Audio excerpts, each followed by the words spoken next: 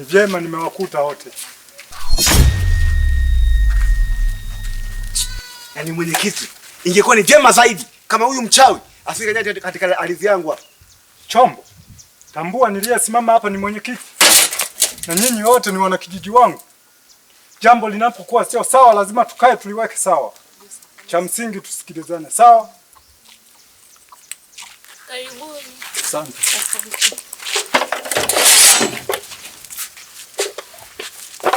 Punguza paniki.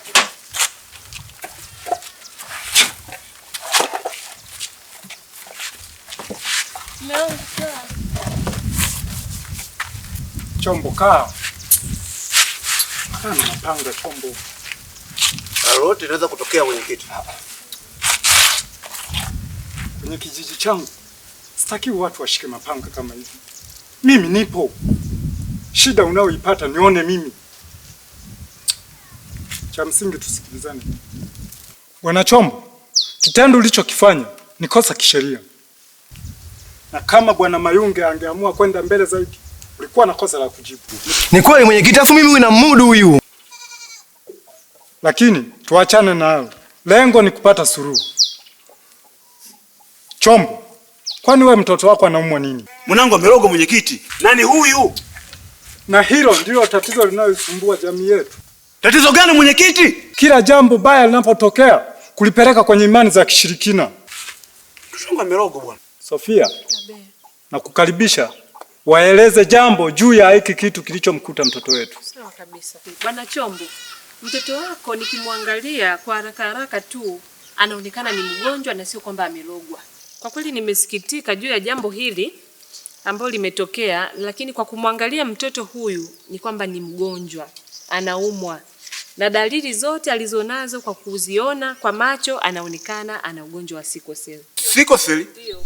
Yaani mtoto wangu amerogwa, after mnakuja mnaniambia maneno ya kizungu kwangu hapa. Sickle cell sio ugonjwa wa kurogwa. Sickle cell ni ugonjwa wa kurithi kutoka kwa baba na mama.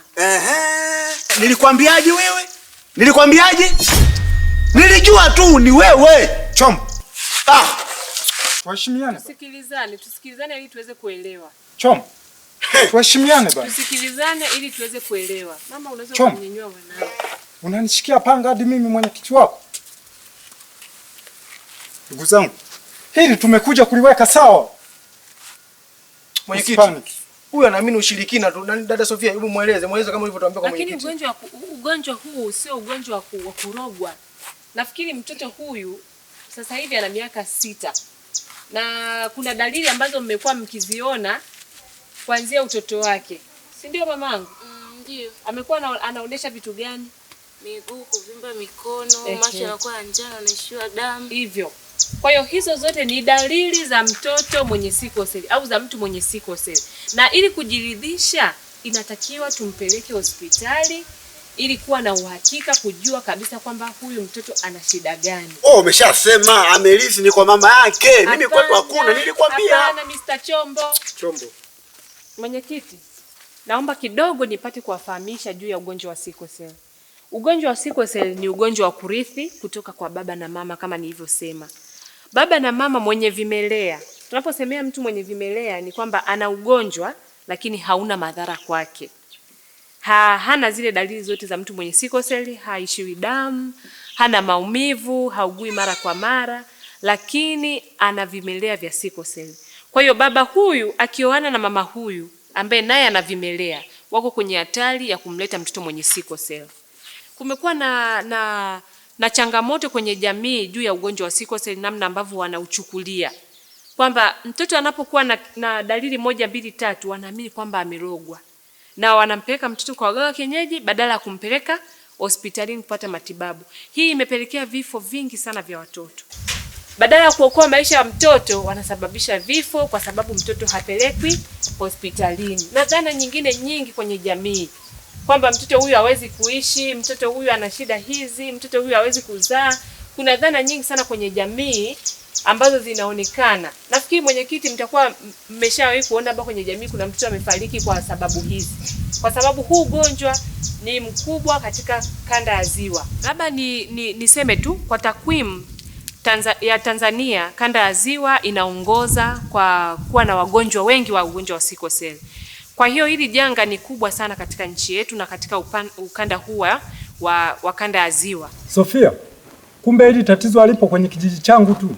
Kumbe ni janga la taifa zima. Kabisa. Kwa hiyo ugonjwa wa sickle cell, Mr. Chombo, ni kwamba unarithi kutoka kwa baba na mama, na dalili zote mlizozionyesha zinaweza zikatuonyesha kwamba mtoto anaweza kuwa na sickle cell, lakini twende hospitali kwa ajili ya matibabu, kwa ajili ya vipimo stahiki ili mtoto apate matibabu sahihi. Haya, umesikia? Mtoto wa Mabula alivyokufa, sasa alikuwa hivi macho mekundu, ya njano, sio na vima. Nilimloga mimi.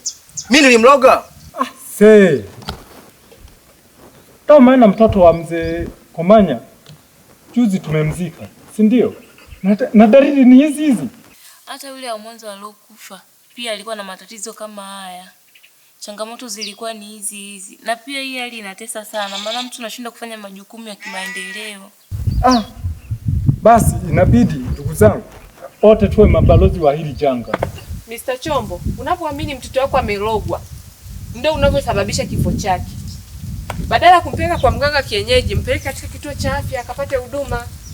Mimi nilikuja kumuona ndugu yangu hapa nyumbani, hapa ni kwetu, na nilipata hili tatizo jana, ndio walikuja nyumbani kwetu pale, wanamleta mtoto kalogwa, na lakini nilipomuona nijua sasa mtoto ana shida.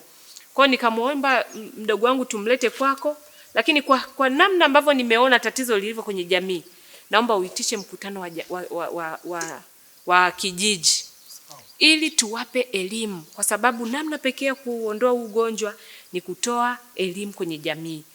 Mimi kule mjini nina taasisi kubwa ya utoaji wa elimu juu ya ugonjwa wa sickle cell, inaitwa TASIWA, kwa kirefu ni Tanzania Sickle Cell Warriors.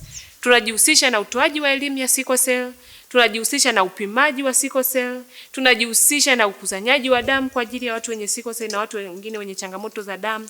Kwa hiyo nitakuja hapa kijijini kwa ajili ya kutoa elimu ili tuweze kuokoa watoto wetu na kizazi kijacho.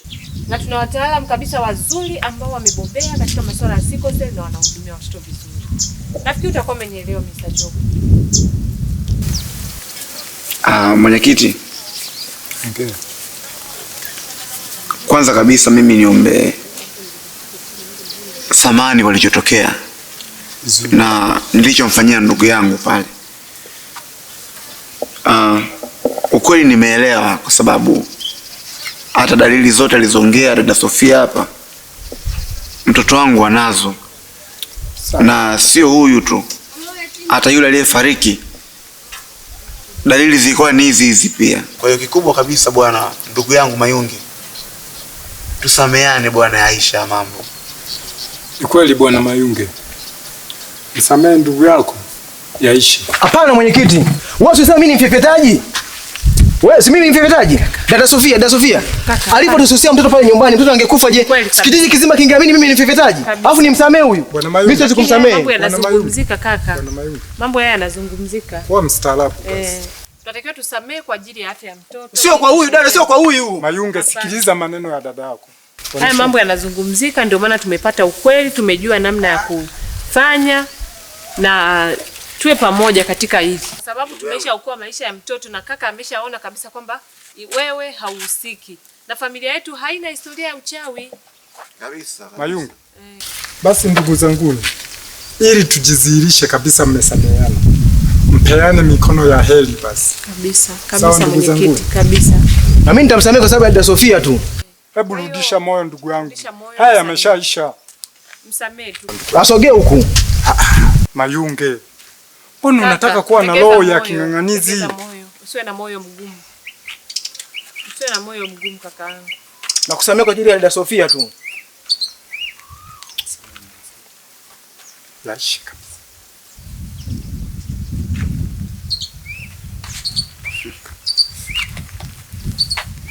Ndio mambo sasa. Tunashukuru kwa kweli. Asante sana mwenyekiti. Asante sana kwa jambo hili. Na ninakushukuru pia Sofia. Kijiji changu hili tatizo limekuwa ni janga. Tumezika juzi tu. Kuna mwana kijiji wangu amehama kwenye kijiji changu. Tatizo ni hilo gonjwa. Na kwa kuwa tumeshalijua. Kabisa. kila mwana kijiji sasa hivi awe balozi wa mwenzie. Na hawa ndio watatusaidia.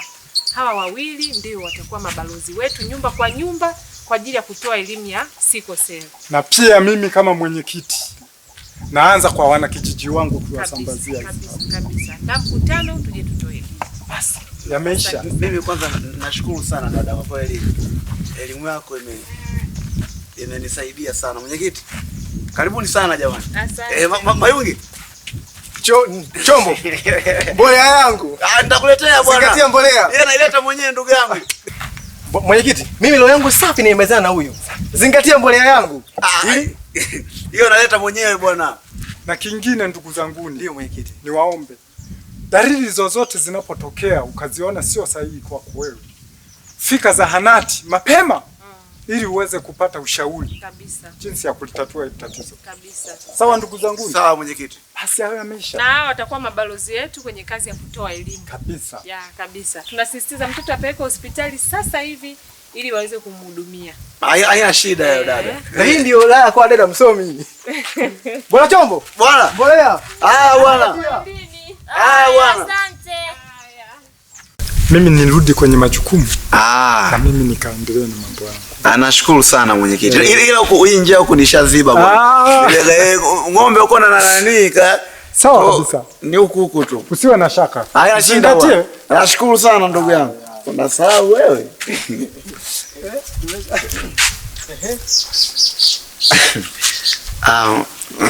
Mke wangu, kwanza niombe samahani kwa kilichotokea. Unajua shida ya ugonjwa uko unachanganya sana, na hata wewe umeona tulivyokuwa hatuna elimu na tatizo hili. Basi tufanye kitu kimoja kwamba hebu jiandae tumpeleke sasa mtoto zahanati. Mimi hata sinaja kujiandaa, wewe twende.